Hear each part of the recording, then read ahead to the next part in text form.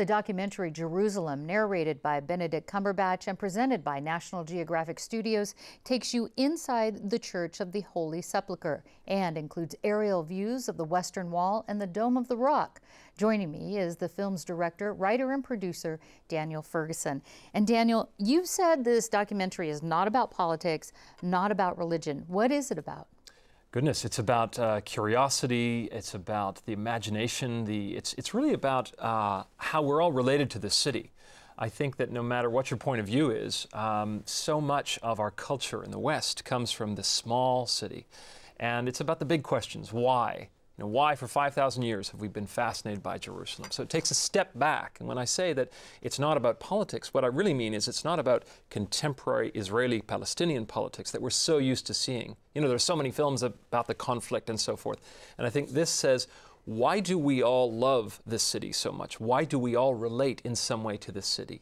And if you understand that, then it changes the dialogue a little bit. Does it feel like when you're there that this city still has the level of importance and that gravitation at the center of the world type of situation?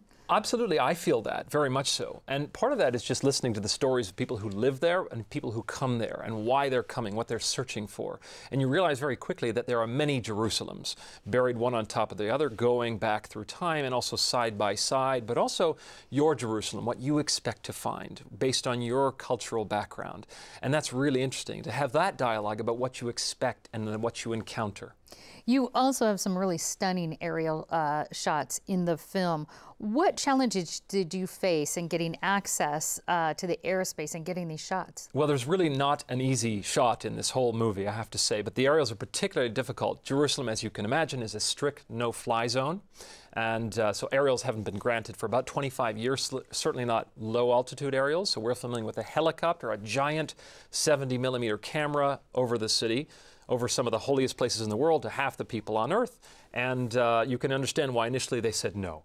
But you found a way, and throughout the film we hear from what it's like to live in Jerusalem from three teens, one Muslim, one Jewish, one Christian. Here's a clip. For me, it's an adventure. I know it's a place, but it's an adventure. Yes, yes. You have Catholics and Orthodox and Armenians and Muslims and Jews, and everybody is here. Like, you can see, you can hear 60 different languages when you're passing by the old city. I feel very connected to this city. Maybe because it's beauty, maybe because it's history, and maybe because it's my home and my ancestors are from here. So why look at the city from the perspective of three teens? We rarely hear from young people, we rarely hear from women, and I think it's very refreshing. You know, I wanted this movie to be not what you expect about Jerusalem. We all have this image of old bearded men, clergy, and radicals and so forth, and yet we have vibrant young women who have stories to tell about their family narratives, about their Jerusalem. And so that really disarmed me and challenged my assumptions, and I want to do the same thing with the audience. Now, in the film, you say Jerusalem is the most fought over piece of land in history.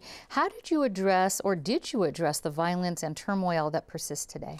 Not directly. I have to say that rather we made a deliberate decision not to make this about checkpoints and terrorism and so forth, because frankly that's what we see almost every day in the media.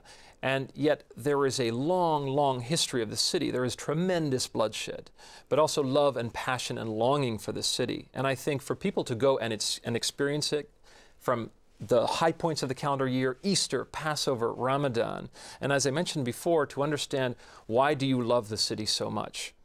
And eventually, I feel that the love for the city, these different groups, is greater than the hatred of the other. And I think that's the hopeful message of this film. Well, we have to end on this, but you shot this film between 2009 and 2013. Do you think you'd be able to shoot it today? Absolutely not. Absolutely not. There's no way. The trust that we had there, the fact that we had a mixed crew, Israeli, Palestinian, Jordanian, international, I don't think any of that's possible. To get into the Dome of the Rock, it took us 3 years to get the permits to do that. I don't think any of that would be possible. So it really is a once-in-a-lifetime opportunity for people to come and see this film at the Fleet and experience the Jerusalem that we were fortunate enough to experience.